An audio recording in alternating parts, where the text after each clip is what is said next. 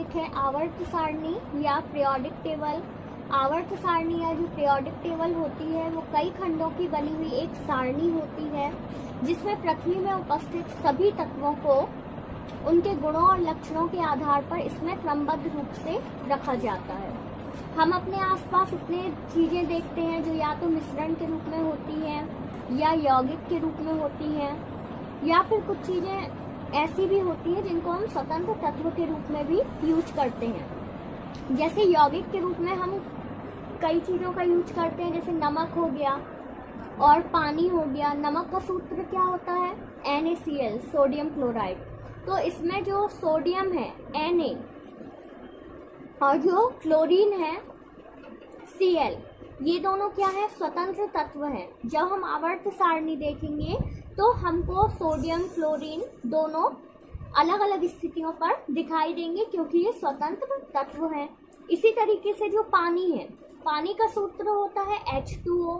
H2O मतलब पानी जो है वो हाइड्रोजन और ऑक्सीजन से मिलकर बना होता है। हाइड्रोजन और ऑक्सीजन भी क्या है? स्वतंत्र तत्व हैं जो आवर्त सारणी में उपस्थित हैं। फिर कई तत्व ऐसे होते हैं जिनको हम स्वतंत्र तत्वों के रूप में उपयोग करते हैं। जैसे लोहा है, लोहा का जो संकेत होता है वो होता है Fe, आयरन। इसी तरीके से चांदी है, चांदी का संकेत होता है Ag, सिल्वर। और कई ऐसी चीजें हैं जिनको हम स्वतंत्र तत्वों के रूप में भी यूज करते हैं। तो जितनी भी चीजें हम देखते हैं वो कुछ ना कुछ तत्वों से मिलकर बनी हुई होती हैं। यदि हम किसी भी चीज की जड़ तक जाएंगे तो हम देखेंगे कि वो कुछ ना कुछ तत्वों से मिलकर बनी हुई हैं। और पृथ्वी में उपस्थित जितने भी तत्व हैं वो हमको आवर्त सारणी में दिखाई देंगे। तो जो हम वर्तमान में आवर्त सारणी देखते हैं, आधुनिक आवर्त सारणी जिसको कहा जाता है, तो आधुनिक आवर्त सारणी का निर्माण किया था बोहर ने। बोहर एक वैज्ञानिक का नाम है। आधुनिक आवर्त सारणी का निर्माण बोहर ने किया था।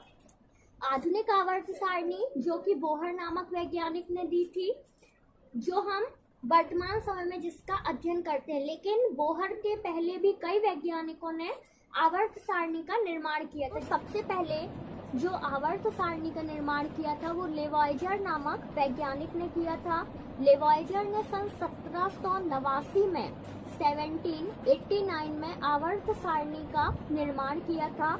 और उनकी जो ये आवर्त सारणी थी वो रासायनिक तत्वों की प्रथम सूची थी। मतलब उनके ही द्वारा रासायनिक तत्वों की प्रथम सूची प्रकाशित की गई थी।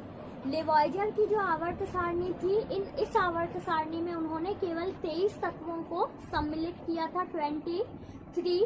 और उनकी जो ये आवर्त सारणी थी केवल धातु और अधातु पर ही आधारित थी। और तत्वों का वर्गीकरण केवल धातु और अधातु के आधार पर कर सही नहीं था कि केवल हम धातु और अधातु के बेस पे तत्वों का अध्ययन करें। इसी कारण से इनकी आवर्त सारणी को मान्य नहीं किया गया था।